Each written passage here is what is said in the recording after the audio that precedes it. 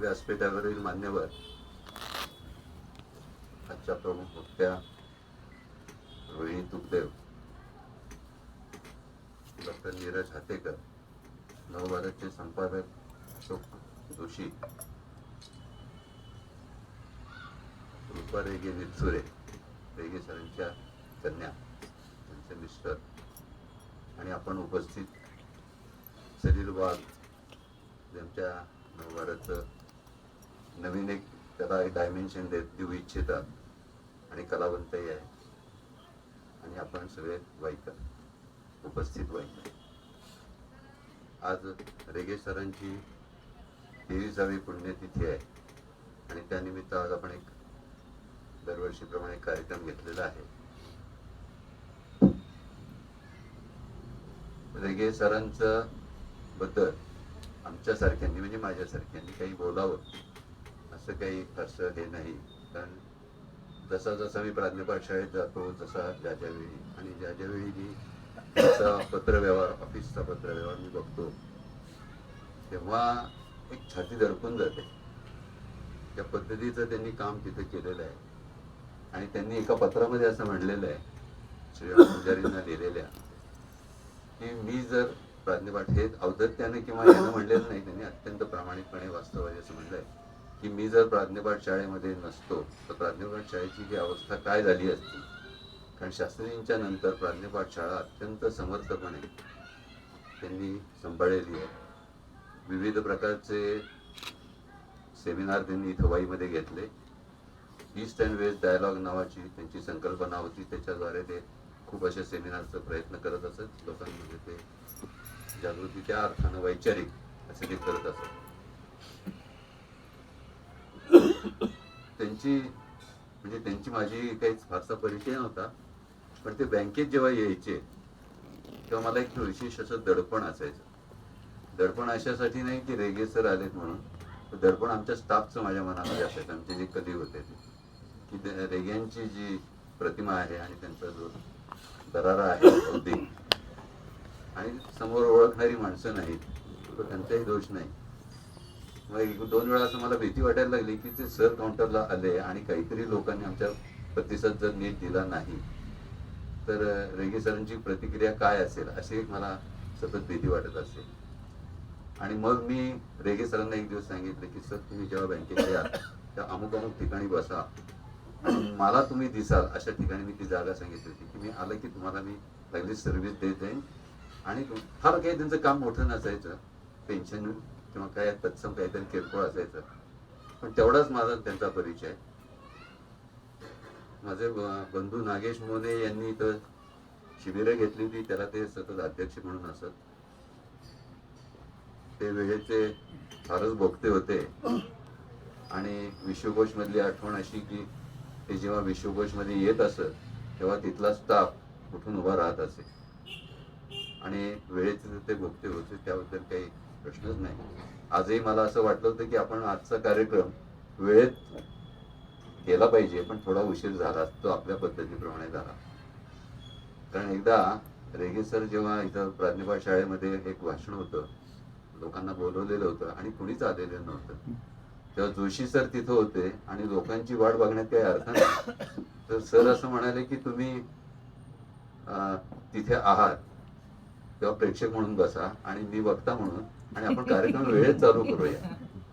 इतकं त्यांचं एक वेळेचं भान होतं. त्यांनी जी काही पुस्तकं विविध प्रकारची लिहिलेली आहे ती जड आहेतच चांगल्या अर्थाने, परंतु मला नेहमी असं वाटतं की तिथे जे प्राज्ञपाठ शाळा परंपरा म्हणून जे पुस्तक आहे, प्राज्ञपाठ शाळेची परंपरा, त्याचा जी त्यांची जी प्रस्तावना आहे ती एक अत्यंत अभिजात अशी, वैचारिक पातळीवर एखाद्या संस्थेचा इतिहास लिहित असताना तिचा जो बाज आहे, तिची जी ताकद आहे, ती त्यांनी ज्या पद्धतीनं प्रकट केलेली आहे आणि त्याच्यामध्ये शास्त्रींची जी मुलाखत घेतलेली आहे, त्याच्यामध्ये त्यांना जी संस्थेबद्दल, विचारांबद्दल असलेली जी कळकळ आहे ती अतिशय स्पष्टपणाने आपल्या नजरेसमोर येते.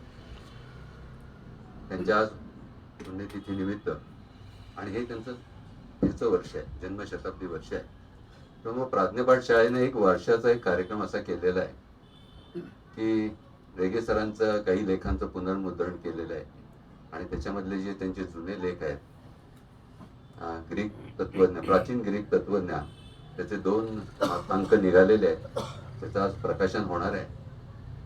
त्याच्यानंतर रेगे सरांचे चिरंजीव किरण रेगे यांनी हिंदू धार्मिक परंपरा आणि समाज परिवर्तन या मराठी पुस्तकाचं त्यांनी अनुवाद केलेलं आहे. ते 24 तारखेला 24 जानेवारी त्याचं आपण प्रकाशन करणार आहोत. आणि SD इनामदार आपले वाईकरांना माहिती आहेत, तर त्यांनी त्यांचं भाषा चिंतन यावरच्या लेखांचं संकलन करून ते पण पुस्तक आपण प्रकाशित करणार आहोत. आणि जानेवारी ते मार्च या कालखंडामधला जो आपला अंक असेल तो रेगे सरांच्या आठवणींचा स्मृती विशेषांक असेल, तर त्याच्यामध्ये तो पण अंक पुरा होईल आणि आपल्याला 24 तारखेला आपण त्यांच्या जन्मशताब्दी निमित्त त्या अंकांचं प्रकाशन करणार आहोत. आणि आज आपण ज्या अंकांचं प्रकाशन करणार आहोत ते प्राचीन ग्रीक तत्वज्ञानाचे आहेत. त्याच्यासाठी ज्या वक्त्या आलेल्या आहेत त्या वेळोवेळी किंबहुना बहुधा रेगे सरांच्या प्रत्येक सेमिनारला हजर असत अशी मला माहिती मिळाली. त्या स्वतः मराठीच्या उत्तम लेखिका. त्यांनी अतिशय विविध प्रकारचं काम केलेलं साहित्याच्या क्षेत्रामध्ये. असोसिएट प्रोफेसर म्हणून त्यांनी कस्तुरबाई वालचंद कॉलेज सांगली येथे नोकरी केलेली आहे, कार्यरत होत्या. आणि वैचारिकता आणि मराठी कादंबरीचे स्वरूप असा त्यांनी PhDचा त्यांचा अभ्यासाचा विषय आहे. मराठीमध्ये संशोधन, शोध प्रकल्प, सामाजिक समस्यांवरील संशोधन, शोध निबंध, साहित्यविषयक शोध निबंध, पुस्तक लेखन, अनुवाद, संपादन, सहसंपादन, ऐतिहासिक कादंबरीचे संशोधन, आंतरराष्ट्रीय परिषदांमध्ये सहभाग, साहित्यविषयक लेख, तसेच रिसर्च गायडन्स, सामाजिक कामामध्ये योगदान आणि UPSC MPSCच्या विद्यार्थ्यांना मार्गदर्शन अशा विविध डायमेन्शनमध्ये त्यांनी काम केलेलं आहे आणि ते लक्षणीय आहे सगळं. त्यांचे शोध प्रकल्प 4 आहेत, साहित्यविषयक शोध निबंध 10 आहेत, सामाजिक समस्यांवरचे लेख असेच आहेत, तसेच पुस्तकं त्यांची 9 प्रकाशित झालेली आहेत. त्याच्यामध्ये भाषिक विनिमय, तत्व आणि व्यवहार, बसवेश्वर या पुस्तकाचा मराठी अनुवाद, ओवी, छंद, रूप आणि आविष्कार, मराठी कादंबरीचे प्रारंभिक वळण, ध्यास, प्रवास आणि व्यक्तिविमर्श अशा प्रकारची त्यांची बरीचशी पुस्तकं आहेत. सामाजिक कामामध्ये त्यांनी स्त्रियांच्या आणि किशोरवयीन मुलींच्या समस्यांवर काम केलेलं आहे.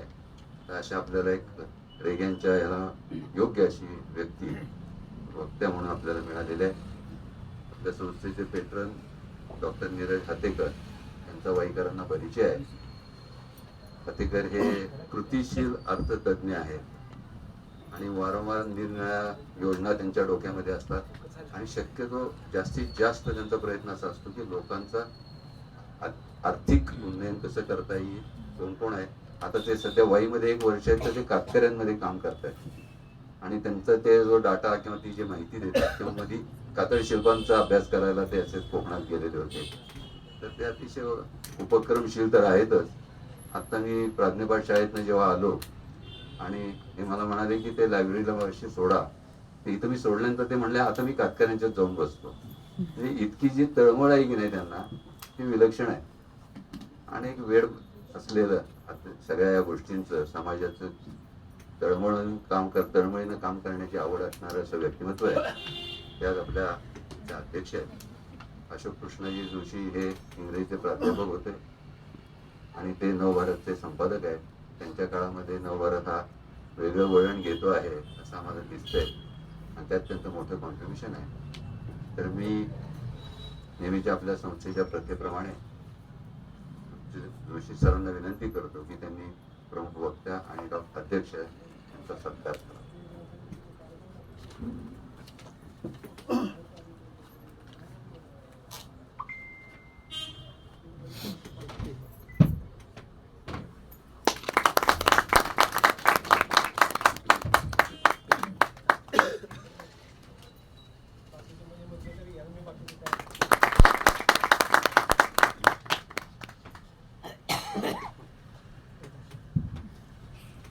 त्यानंतर दुग्धर मॅडमना मी विनंती करतो की त्यांनी विशेष त्यांची शंकांचं विमोचन करावं.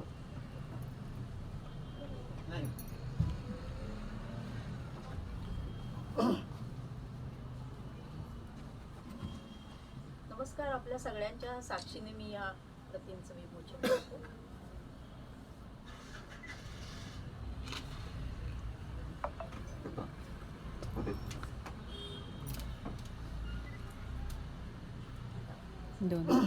दोन प्रत्येक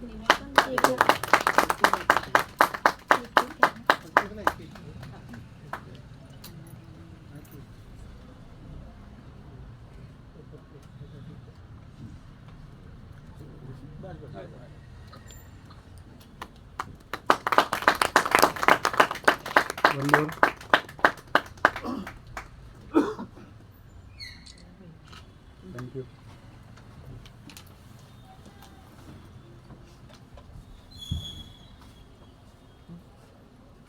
मी तुकदेव मॅडम अशी विनंती करतो की त्यांनी त्यांचं विचार सांगण्यास हजर व्हावं.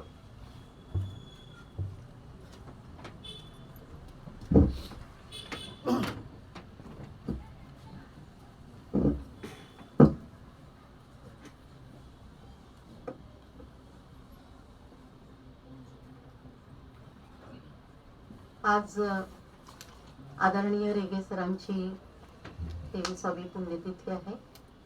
त्यानिमित्त आपण सगळे जमलो आहोत.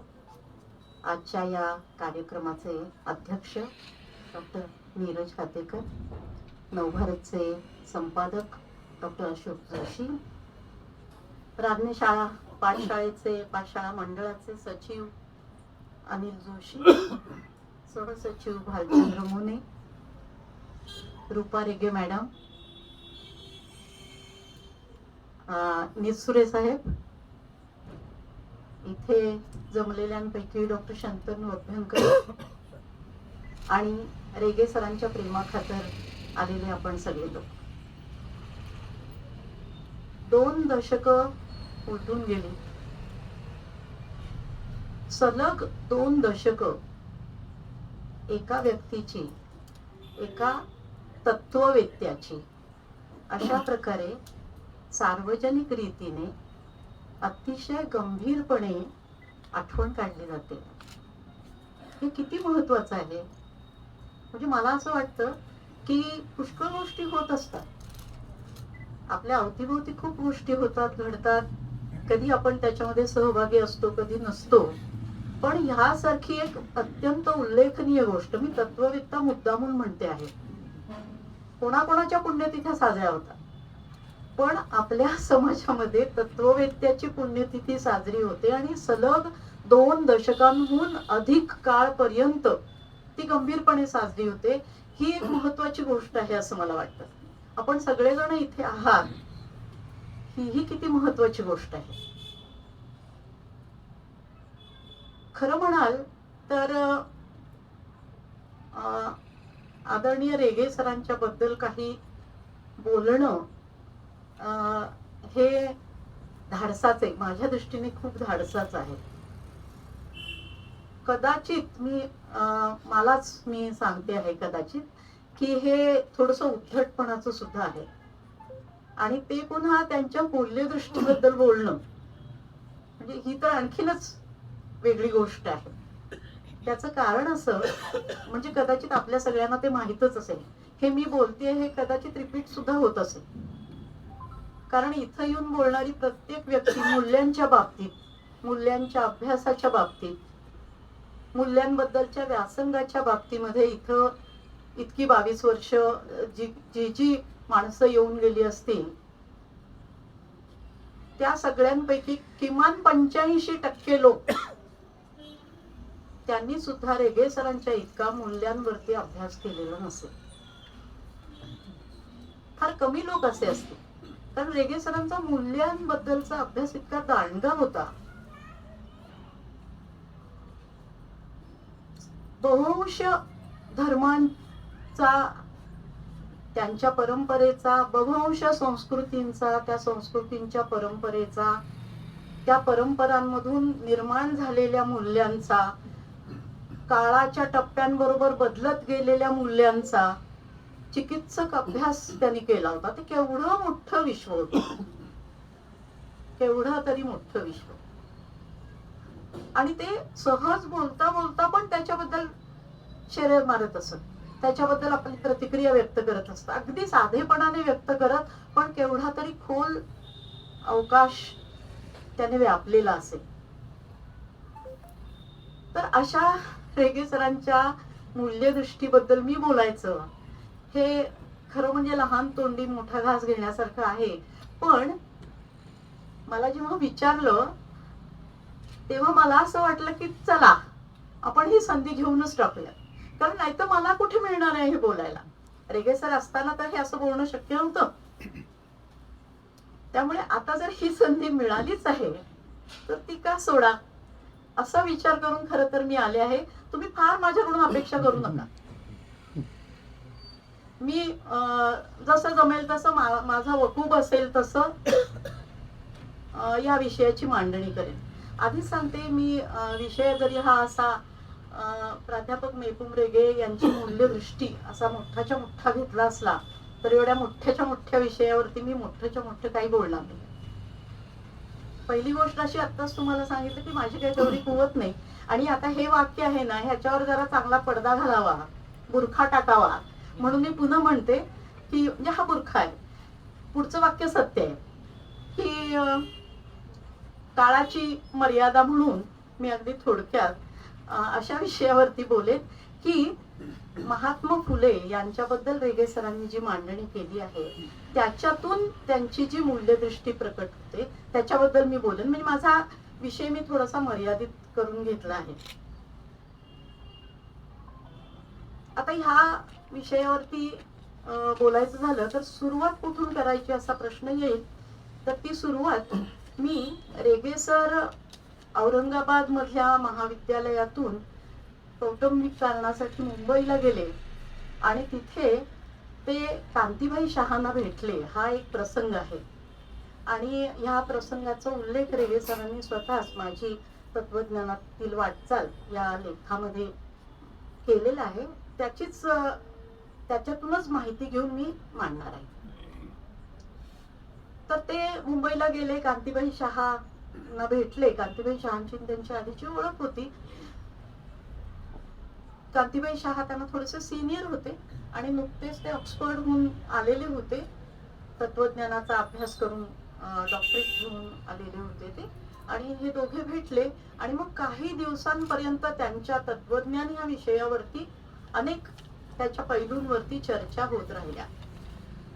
ह्या चर्चा होत असताना त्या चर्चेचा जो गाभा रेगे सरांनी पकडला किंवा रेगे सरांना जाणवला किंवा ज्याच्यावरती आपण काम करायला पाहिजे असं रेगे सरांनी ठरवलं, तो असा होता की हे ठीक आहे की तत्वज्ञानाच्या अभ्यासातलं जे काम आहे ते केम्ब्रिज, ऑक्सफर्ड किंवा हार्वर्ड असेल, प्रिन्स्टन असेल, इथे होतं. महत्वपूर्ण काम सगळं तिथंच होतं, हे ठीक आहे.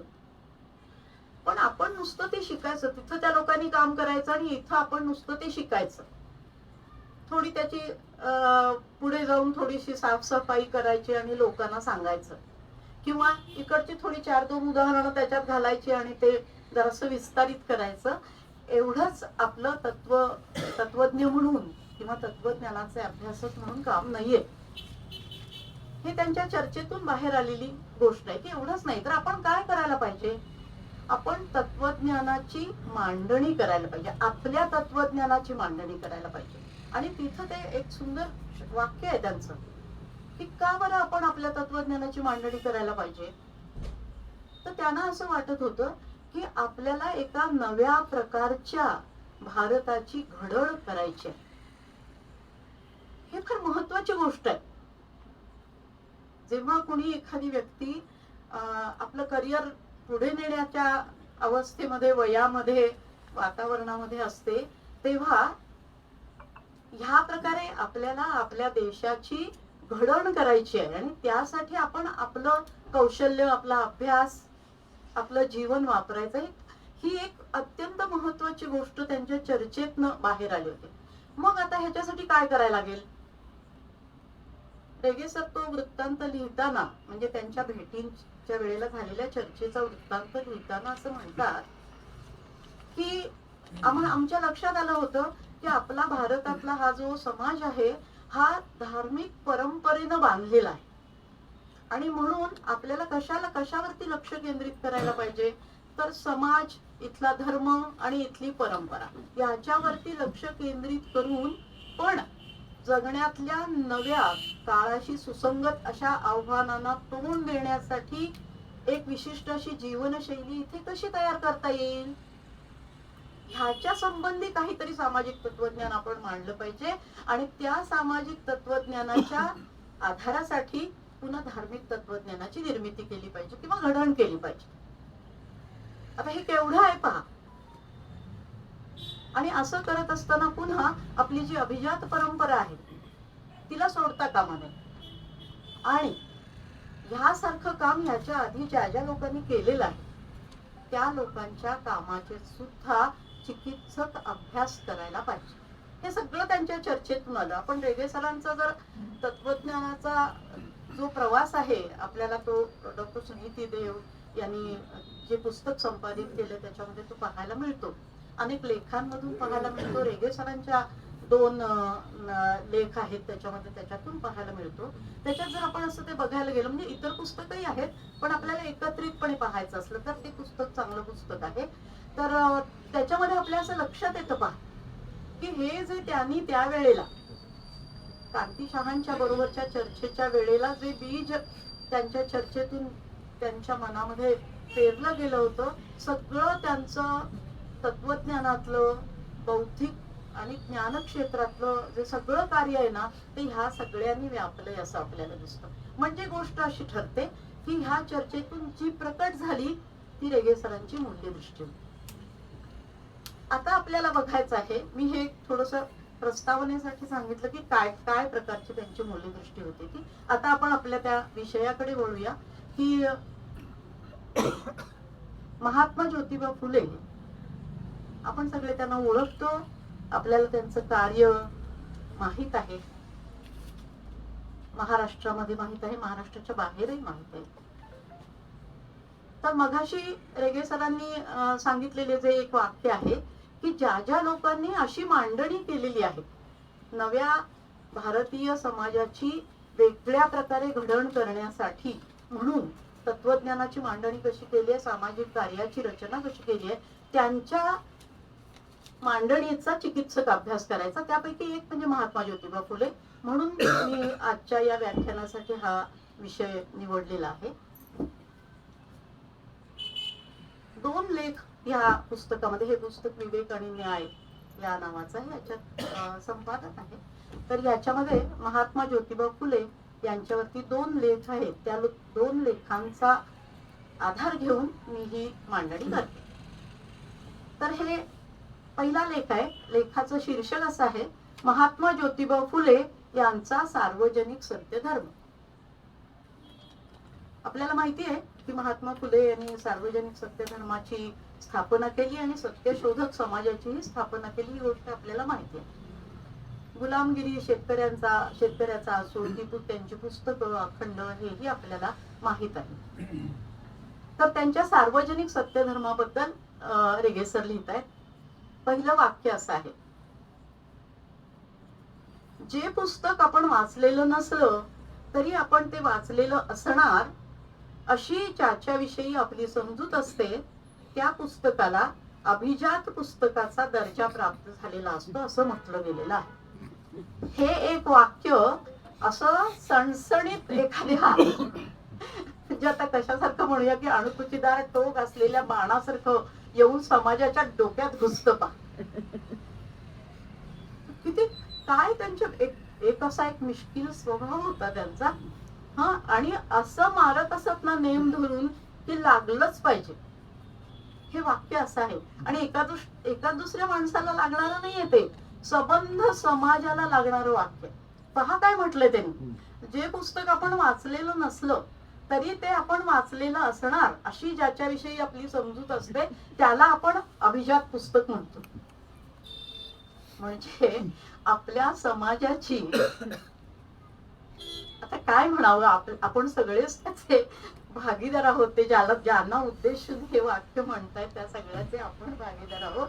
की ते असं म्हणतात की त्यांची जी विचार करण्याची कुवत आहे ती एकतर भोंगळ आहे, नाही का, जे कधी वाचलेलंच नाहीये ते वाचलंय अशी आपली समजूत असावी, नाहीतर दांभिक पण असं तरी आहे. म्हणजे अखंड समाजाला वैचारिकतेच्या पातळीवरती दांभिक, गोंधळाचा असं म्हणून त्यांनी टाकलं. थांबतोच आपण त्या वाक्याजवळ पहा, थांबतोच. ही एक मोठी गोष्ट आहे. म्हणजे वाचायला घेतलं की sir sir sir sir sir sir वाचत जायचं असतं. अशा प्रकारचं जे लेखन असतं ना, साधं सोपं लेखन असतं ते. त्यामुळे आपण सरसर सरसर वाचत जातो आणि जेव्हा वाचून संपलेलं असतं तेव्हा आधी वाचलेलं असतं ते आपण विसरून गेलेलं असतो, कारण कुठे थांबलोच नसतो ना. इथे असं होतं की वाक्याला आपण थांबतो, लक्षपूर्वक वाचतो, त्यांना काय नेमकं म्हणायचं याच्यावरती विचार करतो. अशी शैली आहे की तुमची. तर अशा प्रकारे हे मी तुम्हाला एक आश्वासन देते की प्रत्येक वाक्याबद्दल मी असं नाही बोलणार आहे बरं. नाही तर तुम्ही म्हणाल की यांनी काय कोणाला आणून इथे उभं केलंय आणि आता आपलं कसं होणार. तर नाही, मी तेवढं तुम्हाला आश्वासन देते. तर ह्याच्यातून एक मूल्यदृष्टी आपल्याला दिसते, रेगे सरांचा स्वभावही आपल्याला दिसतो. आणि पुढे ते पुस्तकाकडे जातात, सार्वजनिक सत्यधर्म या पुस्तकाकडे जातात. हे पुस्तक महात्मा फुले यांच्या मृत्यूनंतर प्रकाशित झालं, म्हणजे 1890 ला मृत्यू झाला आणि 1891 पुस्तकाचं प्रकाशन आहे. तर पण त्याची निर्मिती त्यांनी आधीच केलेली होती स्वाभाविकपणे. तर त्याच्यातला एक पहिला जो अखंड आहे तो त्यांनी असा दिला याच्यामध्ये सगळ्याच्या सगळा. आणि मग पुढे त्याच्यावर एक टिप्पणी केली, मोठी छान टिप्पणी. ते म्हणतात की ह्या संवादामध्ये यशवंत ज्योतिराव फुले, सातवळकर आणि एक प्रवासी असे तिघे लोक आहेत. ते तिघे प्रश्न विचारतात, ज्योतिबांना प्रश्न विचारतात. म्हणजे सत्य म्हणजे काय, सत्य धर्म म्हणजे काय, यासारखे प्रश्न आहेत. आणि त्याचं सगळं व्यवस्थित उत्तर म्हणजे त्या तिघांना पटेल असं उत्तर ज्योतिबा देतात. पुढे रेगे सरांनी असं म्हटलंय की हे काही प्लेटोच्या संवादासारखं नाहीये. मग प्लेटोचे संवाद कसे आहेत ते थोडस सांगितलं. प्लेटोच्या संवादाचं स्वरूप म्हणजे घडण कशी आहे. तर एक प्रश्न टाकला जातो किंवा एखादं तत्व टाकलं जातं, एखादं मूल्य सांगितलं जातं. आणि मग बाकीचे जे लोक असतात, प्राधान्याने सॉक्रेटिस, ते काही काही प्रश्न उपस्थित करतात त्याच्यावरती. मग चर्चा होते, घमासान चर्चा होते. आणि मग ही चर्चा झाल्यावर जे जे काही निष्पन्न होतं ना, त्यातून एक तर त्या तत्वाला, विचाराला, मूल्याला मुरड घातली जाते, किंवा ते तत्व, विचार काय असेल ते मागे घेतलं जातं आणि मग दुसऱ्या एखाद्या तत्वाची, मूल्याची प्रतिष्ठापना होते. म्हणजे ह्या सगळ्या संवादामध्ये घडतं काय पहा, चर्चा घडते. कोणीतरी एक रेडीमेड उत्तर देत नाही, तर चर्चा घडते, साधक बाधक चर्चा घडते आणि मग त्यातून काहीतरी निष्पन्न होतं. सगळे ऍक्टिव्ह आहे त्याच्यात. म्हणजे वर्गात आपण म्हणजे मी सुद्धा आता रिटायर झाले, म्हणजे वर्गात आता बोलण्याचा मला काही प्रसंग येत नाही, पण वर्गात बोलायला लागलं की आपण बोलत राहतो ना. आणि मग समोरची मुलं मग कधी जांभया देतात, कधी आणखीन काय करतात, कधी चित्र काढतात, काय करतात. कारण त्यांना करण्यासारखं काही नसतं ना. आपल्याला जागा राहावं लागतं, आपल्याला चित्र काढता येत नाही. जोशी सर पण माझ्याकडे बघतायत खरे. तर आपल्याला बोलायचं असतं, मग जागा राहावं लागतं. मुलांना काय जागा राहण्याची कंपल्सरी नाही, हे आवश्यकता नाहीये. त्यामुळे ते काहीतरी करत राहतात. जेव्हा अशी चर्चा घडते तेव्हा त्या मूल्यांवरती, त्या तत्वांवरती सगळ्यांना जागृत राहून काहीतरी करावं लागतं. आणि जेव्हा एक जण कोणीतरी तयार उत्तर देतो आणि तयार उत्तर घेतलेलं घेऊन माणसं घरी परत जातात, तेव्हा त्यांना काही करायची गरज नसते. ही एक गोष्ट, महत्वाची गोष्ट ह्या बाबतीमध्ये रेगे सर सांगतात.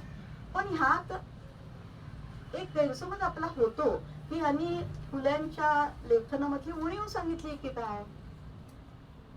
पुढे आपल्याला कळतं, म्हणजे जवळपास लेखाचा शेवट जेव्हा येतो तेव्हा आपल्याला कळतं की नाही, रेघे सरांना ह्याच्यावरती बोलायचंच नाहीये. म्हणजे फुल्यांच्या लेखनामधली किंवा फुल्यांच्या ह्या मांडणीमधली उणीव त्यांना सांगायची नाहीये. मग काय सांगायचंय, तर त्या लेखाच्या शेवटच्या भागामध्ये ते आपल्याला पटवून देतात की फुले काही तत्ववेत्ते नव्हते, ते तत्वज्ञानाचे अभ्यासक सुद्धा नव्हते, ते समाज सुधारक होते. त्यांना काम करायचं होतं, ते काम करत होते. त्या कामाला एक आधार पाहिजे म्हणून त्यांनी ही सगळी मांडणी केलेली आहे. पण त्यांच्या अनुयायांचं हे काम होतं की त्यांनी जी थोडीशी विस्कळीत असलेली असेल, थोड्या अंतर्गत विसंगती असलेली असेल, त्या मांडणीला सुसंगत रीतीने मांडणं हे त्यांच्या अनुयायांचं काम होतं, त्यांच्याकडे लक्ष देणाऱ्या लोकांचं काम होतं. तसं झालं असतं तर एक सामाजिक तत्वज्ञान, चांगल्या प्रकारचं सामाजिक तत्वज्ञान महाराष्ट्रामध्ये निर्माण झालं असतं. पण हे घडलं नाही. रेगे सरांनी फार चांगला शब्द त्याच्यासाठी वापरलाय. तो शब्द असा आहे की ही एक बौद्धिक दुबळेपणाची अशी उदाहरण आहे. अशा प्रकारे अनुयायांनी काही न करणं, त्याच्यासाठी तात्विक मांडणी न करणं ही बौद्धिक दुबळेपणाची उदाहरण आहे. मी मगाशी सांगितलेलं एक उदाहरण आणि आत्ताचं एक उदाहरण, यातून आपल्याला ज्ञान ह्या मूल्यासंबंधीची रेगे सरांची जी काही भूमिका होती, जी दृष्टी होती, ती आपल्या लक्षात होती. आता ह्या लेखामध्ये रेगे सरांनी ज्योतिबा फुलेंनी नेमकी कोणत्या बाबतीतली आपली भूमिका कठोरपणे मांडलेली आहे त्याच्याबद्दल बोलतात. आपल्या सगळ्यांना माहिती आहे की वर्णव्यवस्था, जाती व्यवस्था ह्या दोन्हीवर ज्योतिबा फुलेंनी कडाडून हल्ला चढवलेला आहे, हे आपल्याला माहिती आहे. त्याच्या मागचं तत्व काय होतं, तर त्याच्या मागचं तत्व हे सामाजिक समतेचं तत्व. ज्योतिबांना इथे सामाजिक समता प्रस्थापित व्हावी अशी तीव्र इच्छा होती. आणि मग सामाजिक समतेच्या आड येणारी इथली कुठली गोष्ट होती, तर ती गोष्ट म्हणजे इथली ब्राह्मणी व्यवस्था. ब्राह्मणांचं वर्चस्व असलेल्या या व्यवस्थेमध्ये वर्णाश्रम व्यवस्था होती, जाती व्यवस्था होती आणि स्त्री पुरुषांमध्ये विषमता होती.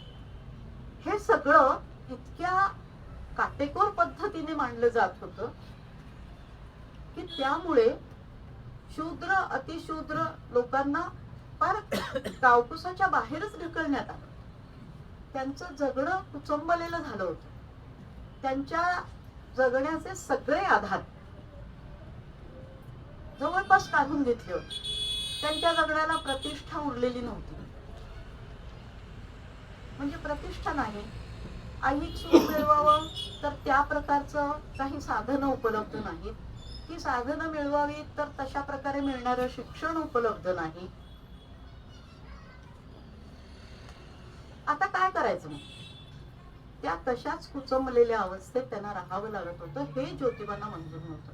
आपल्या सगळ्यांना तो इतिहास माहिती आहे की त्यांनी तो त्यांचं खाजगी हौद कसा रिकामा करून दिला, हा इतिहास आपल्याला माहिती आहे. किंवा त्यांनी त्या अनेक शाळा काढल्या, हाही इतिहास आपल्याला माहिती आहे. त्यांनी सत्यशोधक समाजाचे लढे उभे केले, हाही इतिहास आपल्याला माहिती आहे. तो परत रिपीट करायला नको. पण ह्या सगळ्यातनं दिसतंय आपल्याला असं की शूद्र अतिशूद्र त्यांना चांगलं जीवन मिळावं, त्यांना समान संधी मिळावी, त्यांना समानतेचा अधिकार मिळावा, ही त्यांची कळकळ होती. असा त्यांचा कळवळा होता. आणि म्हणून ते अतिशय जोरकसपणे ह्या सगळ्याचं खंडन करत होते. आणखीन एक गोष्ट अशी होती की ह्या सगळ्याला एका धार्मिक परंपरेचा आधार होता, भक्कम आधार होता. एका म्हणजे हिंदू धार्मिक परंपरेचा भक्कम आधार होता. ज्योतिबा फुले असं सांगतात की ही हिंदू धार्मिक परंपरा केवळ चालत आली होती म्हणून नव्हे, तर ह्या धर्मातले जे श्रुती स्मृती इत्यादी धर्मग्रंथ असतील, ह्या सगळ्यांनी केलं होतं काय, तर ह्या सगळ्याला पाठिंबा मिळावा आणि शूद्राती शूद्रांनी शेवटपर्यंत शूद्राती शूद्रच राहावं, ह्यासाठीची एक भक्कम बांधणी केली होती. त्याच्यासाठी पूर्वजन्म आहे, पुनर्जन्म आहे, कर्मविपाकाचा सिद्धांत आहे, हे सगळी मांडणी केली. म्हणजे बाबा एखाद्या शूद्राती शूद्राने ठरवलं की ठीक आहे, आता मला ही स्थिती आहे खरी, पण मी काहीतरी करीन, धडपड धडपड धडपड करेन आणि ह्यातनं बाहेर उडी मारेन. शक्यता नव्हती, पण असं मांडणीच करून ठेवली होती. त्याने सांगितलं नाही नाही नाही, तेच मला शक्यच नाही. पण तुम्हाला हे जे स्थान मिळालंय ना, अशा प्रकारची अवस्था तुमची झाली आहे ना, ते तुम्ही मागच्या जन्मात, पूर्वजन्मामध्ये, मागच्या जन्मामध्ये काहीतरी पाप केले, त्याच्यामुळे तुम्हाला हे आता वाटायला आलं. आणि आता मग आपल्याला आता आम्ही पुण्य केलं तर नाही नाही नाही, आता पुण्य केलं तरी आता तुम्हाला काय मिळणार, आता पुण्य केलं तर मिळायचं जेव्हा पुढच्या जन्म, तुमचा जन्म कोणी पाहिलाय म्हणजे नाहीच मिळणार. अशी अगदी व्यवस्थित काटेकोर व्यवस्था सगळी करून ठेवलेली होती. हे लक्षात आल्यावरती ज्योतिबा फुलेंनी सबंध हिंदू परंपरेवरती सुद्धा अत्यंत कठोर असे प्रहार केले आणि शूद्राती शूद्रांना असं सांगितलं की जरा जागे व्हा, उठा आणि हे जे धर्माचं जोखड आहे ना, ते फेकून द्या. ही गुलामी जी आहे ती सोडून टाका. नव्या भारतात चांगल्या पद्धतीने आपल्याला जगायचं आहे, हे लक्षात घेऊयात आपण. आणि आहेत ब्रिटिश लोकांचं सरकार आलेलं आहे, तर ते आपल्याला मदत करेल. आता हे जुने लोक नाहीच आहेत, तेव्हा हे लोक आपल्याला मदत करतील, तेव्हा उठा, जागे व्हा, असं ते सांगत होते. एवढ्यानी भागलं नाही. तर त्याने आणखीन एक जोड दिली त्याला. हे मी आता बोलते आहे, हे रेगे सरांच्या लेखातलंच आहे.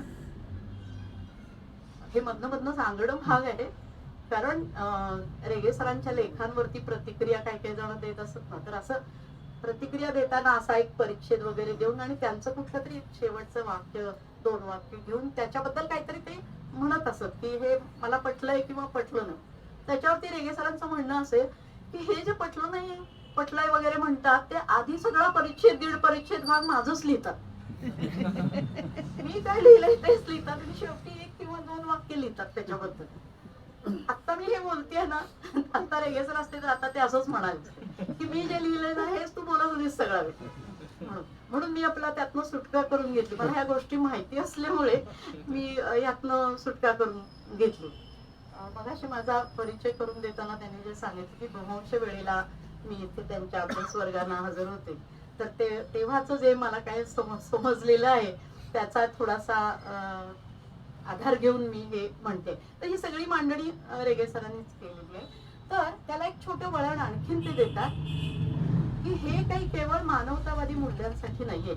मग काय आहे, तर ते जुना इतिहास सांग की अति प्राचीन काळी ते आर्य लोक तिकडून आले, इथल्या एतद्देशीयांच्या बरोबर त्यांनी युद्ध केलं, एतद्देशीयांना पराभूत केलं, अंकित करून घेतलं आणि मग त्यांच्यावरती ही गुलामगिरी लादली. आणि मग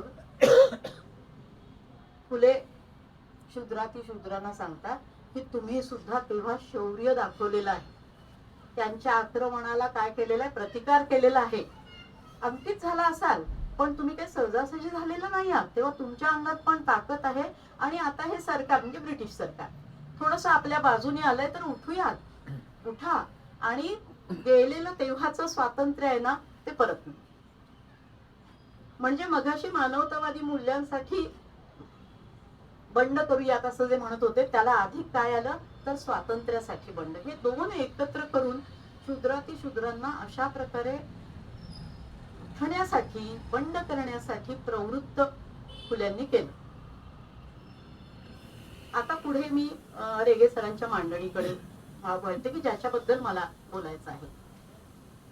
हे सगळं सांगून रेगे सर असं म्हणतात, सांगून किंवा सांगता सांगता, विवरण करता करता रेगे सर असं म्हणतात की ही जी कळकळ होती ना, हे सगळं जे ते करत होते ती समतेसाठीची कळकळ. समतेच्या मूल्यासाठी कळकळ होती, न्यायासाठी कळकळ होती. त्यांना असं वाटत होतं की सर्व माणसे समान आहेत,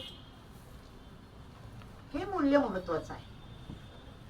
आणि मग हे मूल्य प्रस्थापित करण्यासाठी म्हणून सार्वजनिक सत्यधर्माची स्थापना केली. या धर्मामध्ये काय आहे, एक निर्मिक आहे आणि त्याने सगळ्या माणसांना निर्माण केलेलं आहे. आणि एका निर्मिकानं निर्माण केलेलं असल्यामुळं सगळी माणसं समान आहेत. त्याच्यात कोणी कमी नाही, कोणी जास्त नाही, ही समान आहेत, हे नंबर एक. आणि दुसरी गोष्ट अशी की त्यांच्यामध्ये भावंडपणा आहे. कारण ती भावंड झाली ना, एका निर्मात्याची मुलं झाली ती सगळी, त्यामुळे त्यांच्यामध्ये भावंडपणा आहे. रेगे सर असं सांगतात की हा जो भावंडपणा फुल्यांनी दाखवून दिलेला आहे तो कर्तव्याच्या भावनेपेक्षा किंवा न्यायाच्या कठोर भावनेपेक्षा थोडासा वेगळा आहे. तो नीतीच्या क्षेत्रात जाणार आहे. म्हणजे कागदामध्ये असलेल्या न्यायापेक्षा सुद्धा नीतीच्या क्षेत्रात जाणारा, प्रेमाशी संबंधित असलेला, आपुलकीशी संबंधित असलेला असा हा भावंडपणा आहे. म्हणून तो जो न्याय आहे ना, तो रुजुतेचा न्याय आहे असं ते म्हणतात. त्या न्यायाचं जे स्वरूप आहे ते कर्तव्य कठोरतेचं स्वरूप नाहीये, शिस्त लावणारं स्वरूप नाहीये, तर ते रुजुतेसारखं स्वरूप आहे. ही रेगे सरांची मांडणी. दुसऱ्या एका पुस्तकामध्ये त्यांनी रुजुतेचा न्याय या विषयावरती एका विद्वानांनी लिहिलेल्या लेखाचं भाषांतर पण केलंय. तपशिलासाठी आपण ते पाहू शकता. आणखीन एका प्रकारच्या न्यायाची आठवण रेगेसर करून देत, तो म्हणजे भरपाईचा न्याय. त्याची आठवण ते का करून देतात, तर फुले आपली मांडणी करताना पुढे जाऊन असं म्हणतात की समता प्रस्थापित करण्यासाठी काय करायला पाहिजे, म्हणजे मग ब्रिटिश सरकारने काय करायला पाहिजे, साम्राज्यवाद्यांनी काय करायला पाहिजे. ह्याच्या बाबतीत फुले असे लिहितात की त्यांनी शूद्रांना शिक्षण दिलं पाहिजे आणि शिक्षण देऊन ही जेव्हा मोठे होतील तेव्हा त्यांना सरकारी अधिकाऱ्याच्या खात्यावरती नेमणुका दिल्या पाहिजे, अशी फुलेंची मागणी होती त्यावेळेला. रेगे सर याची आठवण करून देतात आणि म्हणतात की ह्या जो न्यायाचा प्रकार आहे ना, हा भरपाईच्या न्यायाचा प्रकार. म्हणजे पूर्व काळामध्ये विषमतेमुळे जर एखादा समूह, एखादा समाज मागे पडला असेल तर त्याला पुढे असलेल्या या समाजापर्यंत जाण्यासाठी काहीतरी मदत द्यावी लागते, तर तो जाईल. ते जर दिलं नाही तर तो जाऊ शकणार नाही, ती उडी मारून त्या समाजापर्यंत तो पोहोचू शकणार नाहीये. आणि म्हणून त्याला ही मदत दिली पाहिजे असं जे फुले सांगतात, त्याला रेगे सरांनी हे दिले की भरपाईचा न्याय, ही भरपाई द्यायला पाहिजे. म्हणून ही भरपाई फार आवश्यक आहे असं ते म्हणतात. फुल्यांच्या या लेखामध्ये नाही, पण दुसऱ्या एका लेखामध्ये म्हणजे मंडल आयोगावरती जे रेगे सरांनी लिहिलं ना, तिथं ह्या भरपाईच्या न्यायाचं आणखीन एक वेगळं विश्लेषण रेगे सरांनी केलं, ते मात्र छान आहे.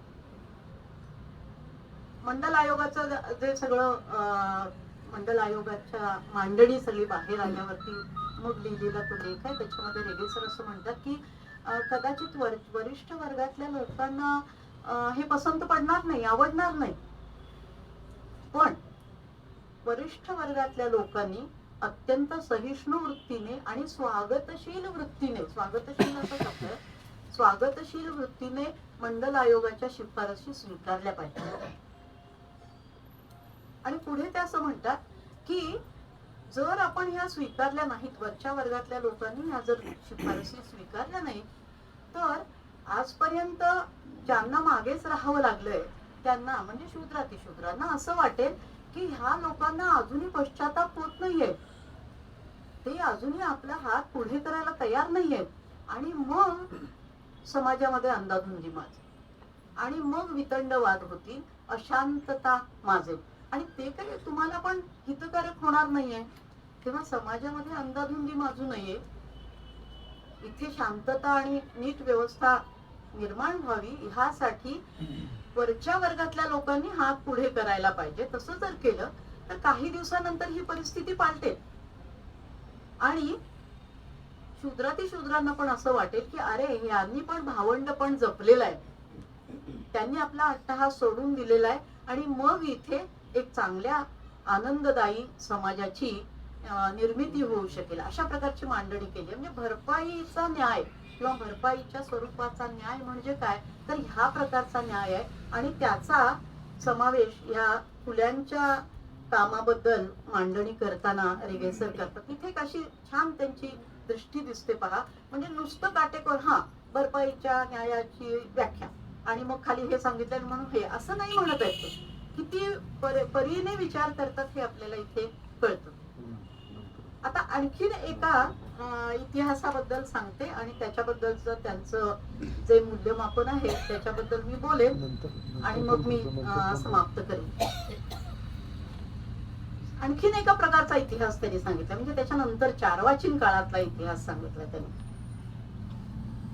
त्यांनी म्हणजे फुल्यांनी. तो काय आहे,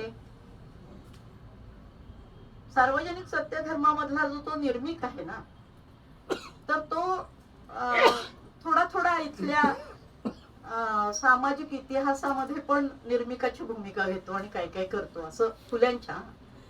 तर तो त्यांनी काय केलं ते म्हणजे आपण ते वाचायला लागलो ना अखंड की मग लक्षात येत. रेगेसर मोठे मिस्किलपणे त्याच्याबद्दल हे करतात, टीका टिप्पणी करतात. मी तुम्हाला सुचवेन की तुम्ही ते वाचा.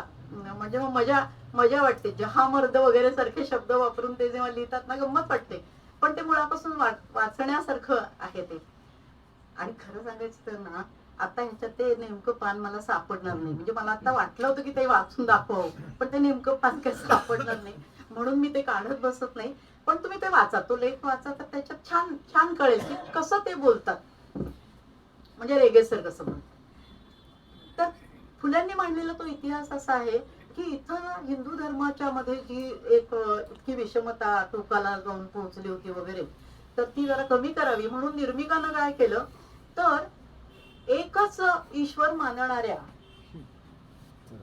मुस्लिम शासकांना इथे पाठवून आणलं. मग काही काळ ते त्यांनी प्रयत्न केले, पण मग रेगेसर असं लिहितात की मग फुले असं म्हणतात.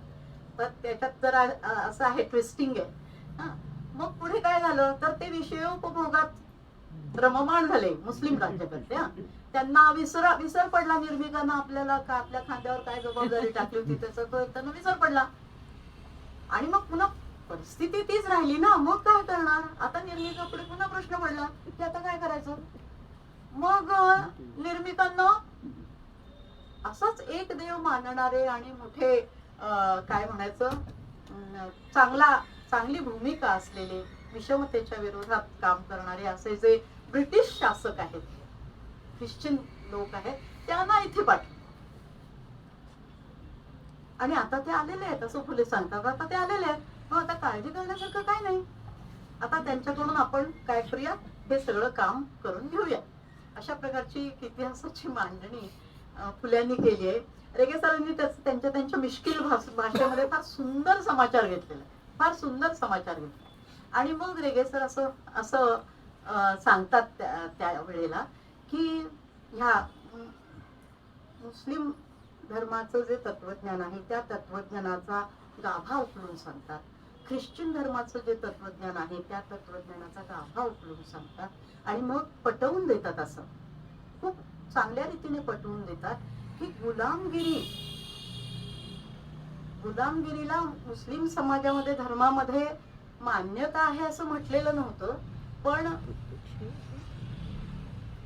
प्रेषित मोहम्मद पैगंबरांनी गुलामांना करुणेने वागवावे असं म्हटलं होतं. मग रेगेसर म्हणतात की गुलामांना करुणेने वागवावे याचा अर्थ काय होतो, गुलामगिरी काढून टाकावी असं होत नाही, गुलामगिरी असावी. तेव्हा गुलामगिरीला एका परीने ते काय करतात, तर मान्यता देतात. अशी आणखीन पण उदाहरणं त्यांनी सांगितले. फुल्यांनी कसं श्रीकृष्णाच्या अनेक बायकांच्यावरती टीका केली, पण प्रेषित पैगंबरांनी 11 बायका केल्या आणि 11 अंगवस्त्र पण त्यांची होती, तर त्याच्याबद्दल ते काही बोलले नाही असं वगैरे आहे. ते छान आहे, वाचायला चांगलं आहे. तर आपण ते जरूर वाचावं ते. तर अशा प्रकारे ही जी विषमता आहे त्या विषमतेचा आढळ मुस्लिम धर्मामध्ये सुद्धा होता. तेव्हा असं म्हणायचं कारण नाही आहे, असं रेगे सरांना म्हणायचं की हे म्हणायचं कारण नाहीये. तसंच ते ख्रिश्चन धर्माबद्दल पण आहे की ख्रिश्चन धर्माच्या परंपरा बघायला गेली तर आता याच्यामध्ये सुद्धा आणि मग दिब्रिटोंना दिलेल्या उत्तरामध्ये सुद्धा आपल्याला दिसेल की रेगे सरांनी एक भली थोरली यादी दिलेली आहे. भली थोरली यादी आहे की पाखंडी म्हणायचं आणि जिवंत जाळायचं याची एक भली थोरली यादी आहे. जोना पार्कचं सुद्धा उदाहरण दिलेलं आहे. जोना पार्कला मला ह्याच्यातच कळलं आणि ते की तिला जाळलं त्याचं एक कारण मला ते आधी माहिती होतं की ती भूतिणी किंवा पिशाच्याची भाषा बोलते, ती त्याच्याबरोबर ती बोलते म्हणून चर्चने तिला असं केलं, पाखंडी म्हटलं. पण दुसरं एक मला हे वाचताना कळलं, रेगे सरांचा लेख वाचताना कळलं की ती पुरुषाचे कपडे घालते.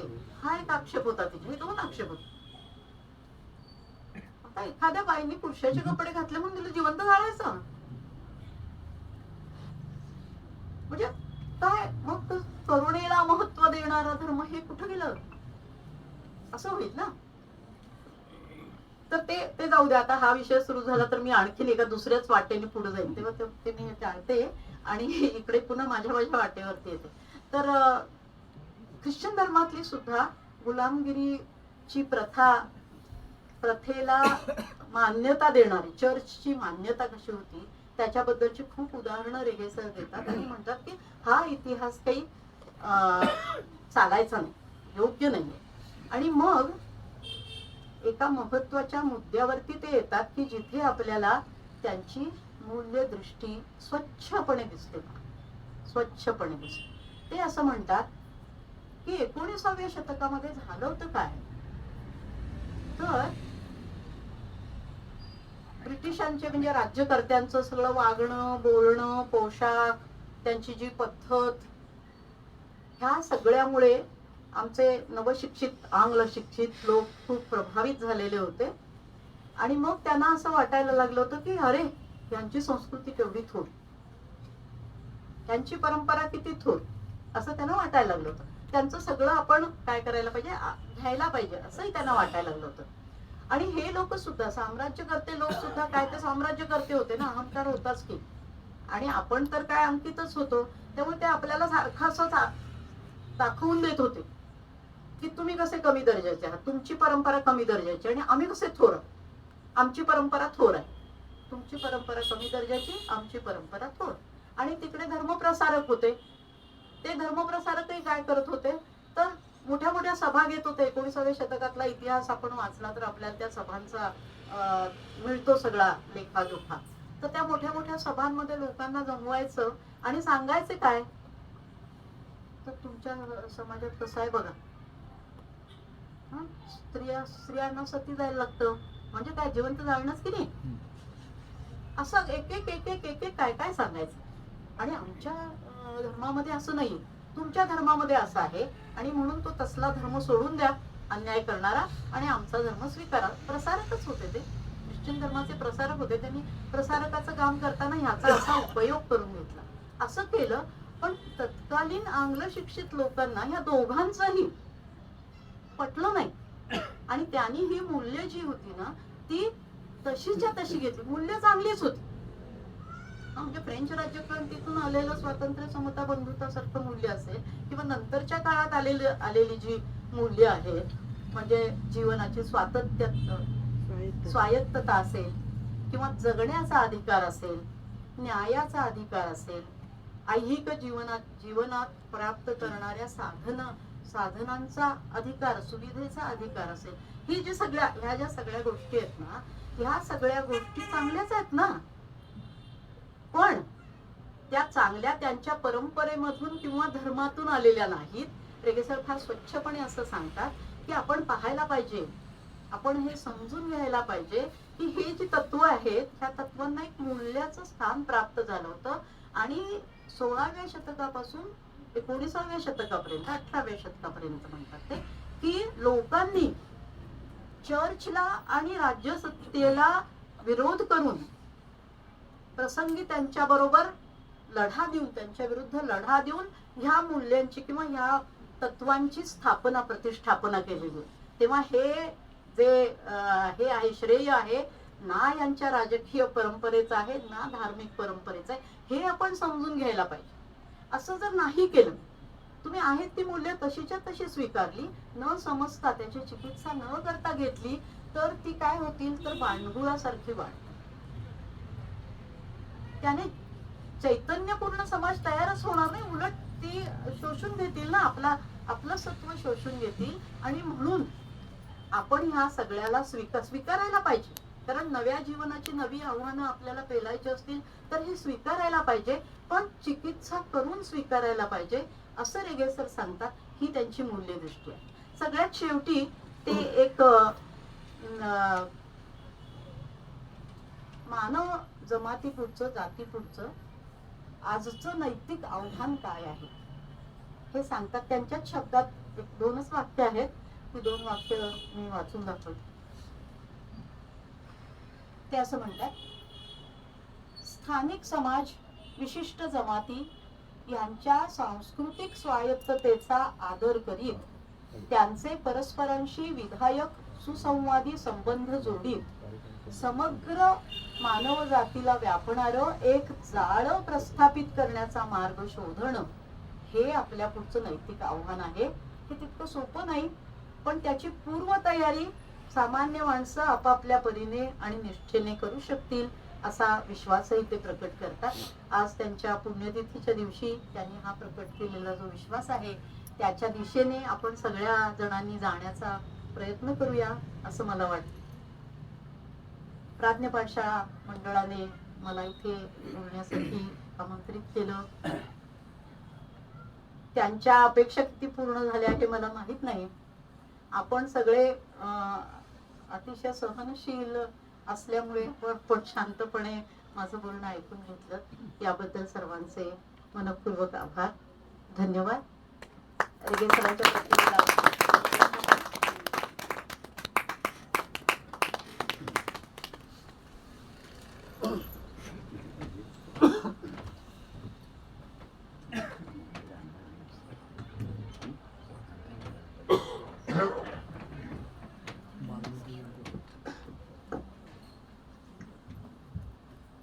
आता आपल्या समोर गेला पाऊण तास साधारण तुबे मॅडमनी रेगे सरांची जी एक मूल्यदृष्टी होती ती अत्यंत स्पष्टपणे आपल्या समोर मांडली. आणि मी त्यांचा खरंच आभारी आहे, कारण रेगे सरांची जी मूल्यदृष्टी त्यांनी आपल्या समोर मांडली ती कधी नव्हे, ती आज आपल्या पुढे रेलेव्हंट. आज आपली सामाजिक राजकीय गरज जी आहे, मला वाटतं तिथे तर्कशुद्ध मूल्य व्यवस्था केवळ अंधपणे कुठल्या तरी धर्मातनं काहीतरी आलं म्हणून नसून त्या धर्मांचा एक अनालिसिस करून, चिकित्सा करून, त्यातनं स्वतःचं डोकं स्वतःच्या खांद्यावर ठेवून जी मूल्य व्यवस्था आपल्याला गरजेची आहे करणं आहे, हे आज खूपच महत्वाचं झालं. आज आपल्या पुढे खूप मोठं आव्हान आहे. मी 2 उदाहरणं फक्त देतो, 2 वेगळे आणि पुढे संपतो. आम्ही जेव्हा सर्वसाधारणपणे लोकांमध्ये काम करतो, गरिबांमध्ये काम करतो, वंचित समूहांमध्ये काम करतो, तेव्हा पुढे सारखा एक प्रश्न पडत असतो. ते आपल्या देशामध्ये वंचित तर बहुसंख्य आहेत, वंचना अनेक तऱ्हेची मोठ्या प्रमाणात, आर्थिक, मला कारण मी अर्थशास्त्राचा विद्यार्थी त्यामुळे आर्थिक वंचना मला दिसतात. त्याच्याबरोबर इतरही दिसतात, म्हणजे नोकरी नसणे, शिक्षण नसणे, आरोग्याच्या सुविधा नसणे, या ज्या बेसिक गोष्टी असतात त्या वंचित मोठ्या प्रमाणात आपल्याकडे आहेत, बहुसंख्य आहे. आणि लोकशाहीमध्ये तर बहुसंख्यांचं राज्य असायला पाहिजे. मग आपल्या देशामध्ये वंचितांचे राजकारण का होत? वंचितांचे प्रश्न हे राज्यशास्त्र एकूण आपल्या राजकीय व्यवस्थेच्या केंद्र पटलावर असे काय येत नाही? तेव्हा मला असं लक्षात आलं की वंचितांचं संघटन होत, वंचित लोक एकत्र येत नाही. आणि बराच प्रयत्न केल्यावर मला असं लक्षात आलं की केवळ आर्थिक बाबींवर, केवळ जगण्याच्या अडचणी लोकांच्या महत्वाच्या असल्या तरी लोकांना एकत्र आणण्यासाठी ते पुरेसं नसतं. लोकांना एकत्र येण्यासाठी, एखादी चळवळ उभी राहण्यासाठी लोकांना स्वतःच्या उन्नतीसाठी प्रयत्न करण्यात स्वतःचा खूप मोठ्या प्रमाणात जर त्यांना प्रयत्न करायचा असेल तर एक मूल्याधारित व्यवस्था निर्माण करायला लागते जी रोजच्या जगण्याच्या पलीकडे असायला लागते.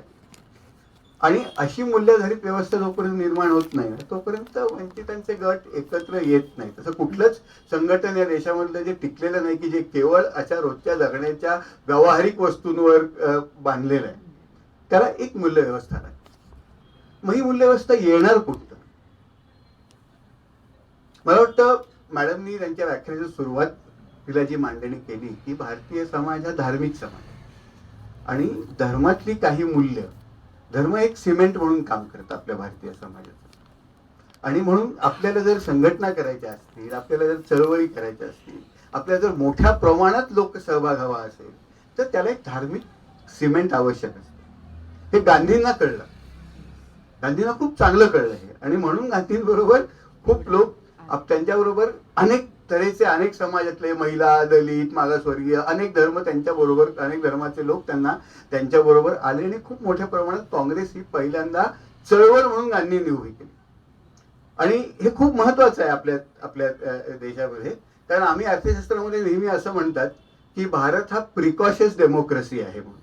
म्हणजे आमच्याकडे सारखी अशी मांडणी काही लोक करतात की अरे भारत हा असा देश आहे की जो स्वतंत्र झाला तेव्हा अत्यंत गरीब होते सगळे, अशिक्षित 9-10% शिक्षणाचं प्रमाण होतं, तरी आपण सर्वांना मतदानाचा हक्क दिला आणि आपण त्यातनं तरुण निघालो आणि त्याचं हुश्य वाटतं. कारण पण त्यात महत्वाचा भाग असा होता की भारतात गांधी होऊन गेले ना.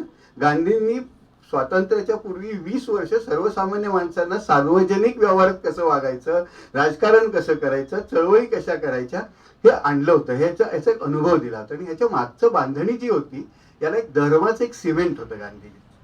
बाबासाहेबांना हे लक्षात आलं की धर्माचं सिमेंट लागतं. गाडगे बाबांना हे लक्षात आलं. पण मला वाटतं दुर्दैवाने नेहरूंच्या नंतर जे आधुनिकीकरणवाले लोक होते ना तिथे आम्ही धर्माची स्पेस सोडून दिली.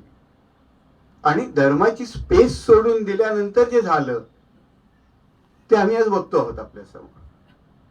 आणि म्हणून ही जी धर्माची स्पेस आहे ही आपल्याला सर्वसामान्य लोकांच्या उन्नतीसाठी, सर्वसामान्य लोकांचा लोकशाही खऱ्या अर्थाने लोकशाही होण्यासाठी जर करायची असेल तरी धर्माची स्पेस सोडून चालणार. पण मग धर्म म्हणजे काय, तर एक स्पेसिफिक धर्म काय, तर तसं असल्याचं काही कारण नाही ना.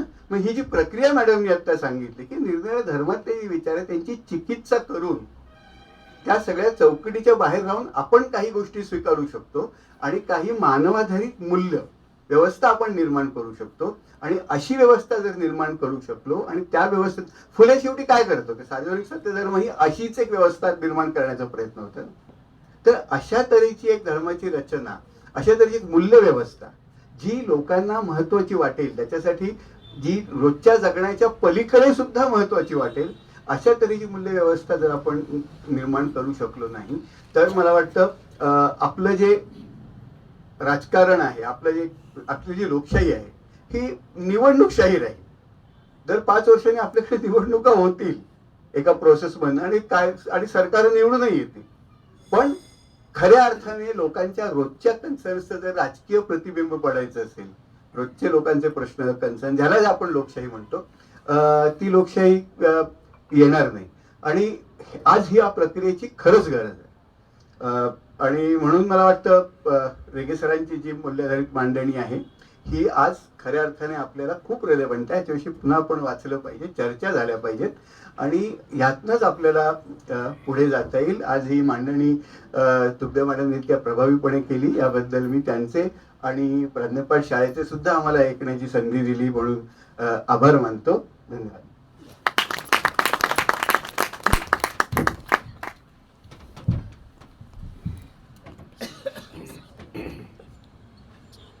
प्रमुख व्याख्याता रवी तुपे यांनी भाषणाच्या सुरुवातीला सांगितलं की रेगे सरांच्या संबंधात बोलणं माझं पण दारसाचं काम आहे. तुम्ही दारस चांगलं केलं बरं, आम्हाला ते मान्य आहे. रेगे सरांची मूल्यदृष्टी सांगत असताना संपूर्ण त्या रेगे सरांच्या संबंध जीवनाचा आणि महात्मा फुल्यांच्या संबंधात जे आपण विवेचन केलं ते खूप चांगलं सांगून गेलं ना. वीर जातीकरांनी अध्यक्षीय भाषण खूप चांगलं केलं. प्राध्यापक आहेत ते, दोघेही प्राध्यापक आहेत. तर रेगे सर वाईट असताना आणि आता जे नीरज हातेकर काम करतात ते आणि रेगे सर काम करतो ते, त्यात साम्य कुठे आहे का? आहे. वाईच्या कन्या शाळेचा अमृत महोत्सव होता. त्या अमृत महोत्सवाची एक कमिटी स्थापन झाली. रेगे सर अध्यक्ष आणि दुसरे सदस्य, तिथले काही शिक्षक सदस्य. मग आमच्या सर्वांची एक मीटिंग इथे रेगे सर म्हणले की धोंडो केशव कर्वे यांनी जे काम केलं मुलींसाठी किंवा त्या काळच्या परित्यक्ता महिलांसाठी, विधवांसाठी, तो धागा आपण पकडूया. आणि आपण काय करूया, तर वाईच्या परिसरामध्ये जे झोपडपट्टीमध्ये राहणारी जी मुलं आहेत किंवा मुली आहेत, त्या मुलींची आपण गणती करूया. त्या मुली शिक्षणापासून वंचित आहेत. त्या मुलींना शिक्षणाच्या मुख्य प्रवाहात आपण जर आणलं तर धोंडो केशव कर्वे यांच्या समोर असणारी जी अनेक आव्हान होती त्यातलं एक आव्हान आपण पूर्ण केलं. ही रेगे सरांची त्यावेळची मांडणी. आज नीरज हातेकर तेच करतात. आपल्या वाईमध्ये जे कातकरी समाज आहे, त्या कातकरी समाजाची ज्या पद्धतीने ते अभ्यास करतात, तो समाज हा मूळ समाजाचा जो समाज सुशिक्षित आहे, तो आर्थिक दृष्ट्या भक्कम आहे, त्या समाजाची नाडी जोडण्याचं काम हे अभ्यास पूर्ण करायचं नीरज हातेकर. मग नीरज हातेकर यांची एक दृष्टी, रेगे सरांची दृष्टी, यात काय फरक पडला? ते त्या काळात होते, आज हे या काळात होते. रेगे सरांच्या बरोबर अनेक वेळा हिंडण्याचा मला प्रसंग आला, प्रवास करण्याचा खूप प्रसंग आला. त्यांचे जवळचे मित्र एक प्रधान सर तिथे वाईला आले की मी खूप वेळ चकित व्हायचो. ते कधीही रेगे सर वगैरे असे आदराचं तिथे नाही बोलायचे. ते काय बोलायचे, मेघश्याम कुठे आहे, एकेरी हाक मार. तसं पु ल देशपांडे एकदा वाईला आले आणि प्राज्ञापाठ शाळेत ते त्यांचं काम होतं. समोर रेगे सर उभं राहिले. पहिल्यांदा मी काय केलं, मेघश्याम पुंडलिक रेगे आमचे जिवलग मित्र, हे पहिलं वाक्य. ही जिवलग मित्र असणारी माणसं वाईच्या प्राज्ञापाठा मंडळावर सातत्याने येत होती आणि हे सगळे विचारवंत होते. ही सामान्य माणसं नव्हती. प्रधान सरांचं काम तर आपल्याला माहितीच आहे. ते राजकारणात होते तरी सुद्धा ते मूल्याधिष्ठित जीवन जगत होते. त्याचं कारण रेगे सरांची मैत्री. अशी मूल्याधिष्ठित मैत्री असणारी जगणारी माणसं वाईच्या प्राज्ञापाठ शाळेमध्ये अनेक वर्ष वास्तव्याला होती, हे त्यातला महत्वाचा भाग आहे. प्राज्ञापाठ शाळा आपल्याला एक कुठली तरी वाईच्या कृष्णाघाटची संस्था आहे, तिथं धर्माचं किंवा विविध धर्मांचा अभ्यास इतकं मर्यादित नाही आहे. हे जागतिक कीर्तीची अशी व्याख्या, अशी संस्था असून संबंध मानवी समाजाला एक वेगळी दृष्टी देणारी विचार प्रक्रिया या प्राज्ञापाठ शाळेमध्ये आजही चालू आहे. म्हणजे त्या संस्थेचे जे पहिले अध्यक्ष आहेत केवलानंद सरस्वती, हे संन्यासी आहेत, पण त्या माणसाला अशी मूल्य व्यवस्था या ठिकाणी मांडणी केली की प्राज्ञापाठ शाळेची जी उद्दिष्ट आहेत ते असं म्हणतात की धर्म हा परिवर्तित आहे. एकच धर्म सातत्यानं चालू शकत नाही. धर्मामध्ये सातत्यानं बदल होत होत, कारण धर्म हे मानव निर्मित आहे. ही त्यांची भूमिका आहे. म्हणून त्यांनी धर्म निर्णय मंडळ निर्माण केलं. या मंडळाची नंतरची परंपरा शास्त्रींनी सुरू केली. नंतर रेगे सर उभे राहिले. हे तिन्ही विद्वान ही प्राज्ञापाठ शाळेचे खांब आहेत, वैचारिक खांब आहेत. त्यावर प्राज्ञापाठ शाळा आज उभी आहे. ज्या मूल्यावर, ज्या मूल्य दृष्टीवर सुखदेवबाईंनी भाषण केलं, रेगे सर त्या पद्धतीने मूल्याधिष्ठित जीवन जगत होते. बरं का, एक साधं मूल्य आहे, स्वावलंबन. रेगे सर पाठशाळेमध्ये राहत असताना कीर्ती कॉलेज सोडून आले. पत्नी मुंबईला मोठ्या पगारावर नोकरी असलेली, मुलं सुशिक्षित. मुंबईला का आले? एका छोट्या गावामध्ये शास्त्रीजी एका खोली ह्याच्यात राहायचे, बाजूला राहायचे. रेगे सर दत्ताला यायचे, तिथं राहायचे. रेगे सर स्वतःचे कपडे स्वतः धुत होते. रेगे सर स्वतःचं अन्न स्वतः शिजवत होते. फिरायला गेले तर एक खांद्याला शबनम अडकवलेली आणि स्वतःच्या विचारामध्ये तल्लीन असणारा मनुष्य वाईच्या रस्त्यानं अनेक वेळा जाताना आणि लोकांनी पाहिलेला आहे. डोक्यामध्ये कधी विचार सुरूच आहेत, त्यांना कधीही कोणी अडवलं नाही. हे रेगे सरांचं चित्र आम्ही अनेक वेळा पाहिलेलं आहे. वहीहून पाचगणीला जायचे, शबनम अडकलेली, पाचगणीहून चालत यायचे. चालत येताना काय, शबनममध्ये एक वैचारिक पुस्तक, दम लागला एका कट्ट्यावर बसायचं, वाचन करायचं, पुन्हा वाच चालणं सुरू. असं रेगे सरांनी वाईमध्ये आयुष्य घालवलं. असे रेगे सर मला पाहायला मिळाले की माझ्या जीवनाचं खूप सार्थक झालं ना. अनेक वर्ष 1970 सालापासून वाईला येत होते. काही दिवस शास्त्रींच्याबरोबर काम केलं, नंतर ते नवराचे संपादक झाले. त्यांची संपादकीय ही जी सगळी आपण वाचली तर त्यावेळेचा संबंध देशाच्या वैचारिकतेचं संपूर्ण चित्र आपल्या समोर उभं राहतं. बाळासाहेब यांना सुद्धा ठाकऱ्यांना सुद्धा त्यांनी सोडलं नाही. म्हणजे त्यांच्यापुढे भीती हा विषय नव्हता. त्यांचे दिब्रोटनचा मागच्यात तुम्ही उल्लेख केला, तर त्या दिब्रोटनच्या एका ह्याच्यावर त्यांनी भाष्य केलेलं आहे, ते तोडीच आहे. रेगे सर दिसायला शांत. एकदा त्यांची पहिली पुण्यतिथी दिली आणि पहिल्या पुण्यतिथीला आम्ही सुधीर रसाळांना बोलवलं. रेगे सर ज्यावेळेला औरंगाबादला मिलिंद कॉलेजमध्ये शिकवायला होते तर त्यांचे पहिले विद्यार्थी सुधीर रसाळ. परिस्थिती त्यांना डॉक्टर व्हायचं होतं, पण ते इकडे गेले, मराठीचे समीक्षित झाले, तो भाग सोडा. पण त्यांनी त्यांच्या भाषणामध्ये रेगे सरांचं पूर्ण चित्र उभं केलं की हा मनुष्य भारताचा जन्माला आला पण तो ब्रिटिश आहे. पेहराव जसा होता ना, खरंच ते कर्नाटक ह्याच्यात कोकणातले हे वेंगुर्ला तालुक्यामध्ये वदांना नावचं गाव आहे, तिथनं ते इथे आले, नंतर इकडे मुंबईला गेले, भाग सोडा. तर अशी व्यक्ती वाईच्या या आदिवासी ठाण्यामध्ये अनेक वर्ष राहायला आली. वैचारिक पातळीची जी भूमिका आहे ती खूप वृद्धिंगत केली, विचारांना वृद्धिंगत केली. अनेक उदाहरणं तुमच्या बाबतीत मला सांगता येतील.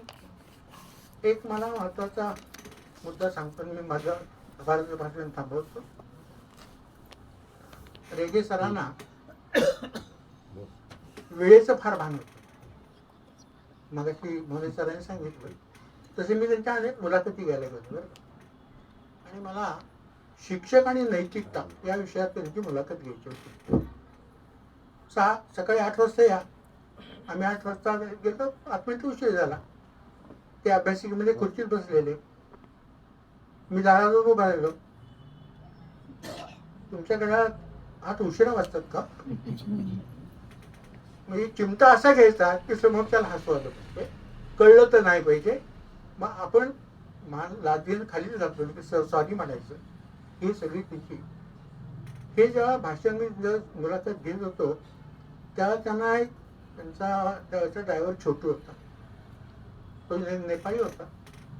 म्हणलं सर आपल्या कामाला जायचं, तुम्ही यात वेळ घालू नका. म्हणजे मग तो उद्या मुलाखत ठरली. उद्याला माझा कार्यक्रम. छोटू परत आला तर उद्या आपली मंत्रालयाची मिटिंग आहे, मग आता काय करायचं, मुलाखत होणार कधी? त्यामुळे तुम्ही सकाळी 8 वाजता या. सरांचं वेगळे पण सांगतो, सरांनी दिलेला शब्द पाळणं ही त्यांची मूल्य होती जीवनात. मी सकाळी 8 वाजता गेलो, ते शास्त्रींच्या घरात राहत होते. 2 चहाचे कप आणले, एक हातमा आला की त्यांना घेतला. म्हणजे मी पहाटे 3:30 वाजता उठलो. बरं, मग तुम्हाला जे मला काही सांगायचं आहे शिक्षकांची नैतिकता या विषयावर मला जे म्हणायचं आहे ते मी सगळं बोललो, ते टेप रेकॉर्ड होती ही कॅसेट. रेगे सर तत्वनिष्ठ होते. रेगे सरने दिलेली वेळ कधीही चुकवलेली नाही. म्हणजे या व्याख्यानाच्या वेळेला इथे व्याख्यान त्याचं होतं त्यावेळेला मी माईक रेगे सर 3 होते. अनिल जोशी माईक आहे ना, माझं बोलणं तुम्हाला ऐकू येईल ना, मी बोलतो तुम्ही ऐका, गरज काय म्हणले. सर म्हणलं हे लोकांसाठी व्याख्यान आहे, मी एकटा ऐकून कुणाला काय मी हे वेळेचं भान राखणारा हा मनुष्य तत्वज्ञ वाईमध्ये अनेक वर्ष वास्तव्याला होता. प्राज्ञापाठ शाळा मंडळाची वैचारिक जी उंची होती ती स्वामी केवलानंद सरस्वती यांनी सुरू केलेली तर्कजीतांनी ती थोडी वृद्धिंगत केली आणि त्याचा शेवट रेगे सरांनी केला. ही तिन्ही वृद्धिंगत अशी वैचारिक वृद्धिंगत करणारी माणसं व्हायच्या पाठशाळेतली. त्याचं यांचं निधन झालं 1994ला. तर रेगे सर मुंबईत होते. शरद पवार मुख्यमंत्री ते इथं आले. त्याचं यांचं अंत्यसन घेतलं. त्यांना पद्मविभूषण किताब मिळाला. मग शाही म्हणून अंत्यविधी 21 फायरी झाल्या. त्यांनी पुष्पचक्र वाहिल्यानंतर शरद पवारांनी पहिला प्रश्न विचारला रेगे सर कुठे. रेगे सर मुंबई. त्यांनी मला निरोप द्या, मला भेटायला सांगा. आणि त्याच क्षणी शास्त्रीजींचं विश्वकोशामधलं मुख्य संपादक अध्यक्ष हे पद रेगे सरांच्याकडे आलं. आणि ते रेगे सरांनी 6 वर्ष पूर्ण केलं. त्या काळात त्यांनी खूप काम केलं. त्या प्रश्नात ते अशी ही विद्वान मध्ये राहिली. त्यांचा अनेकांना सहवास मिळाला. त्यात आम्ही लोक आहोत. आम्ही सर्व भाग्यवान समजतो स्वतःला. आपलं आयुष्य कुठेतरी घालवण्यापेक्षा या लोकांच्या बरोबर आपण घालवलं हे आपल्या जीवनाचं सार्थक झालं. आपण दोघांनी आपले विचार मांडले त्याबद्दल तुमच्या दोघांनाही धन्यवाद. आपल्या सर्वांचे आभार. आजचा कार्यक्रम संपला. धन्यवाद.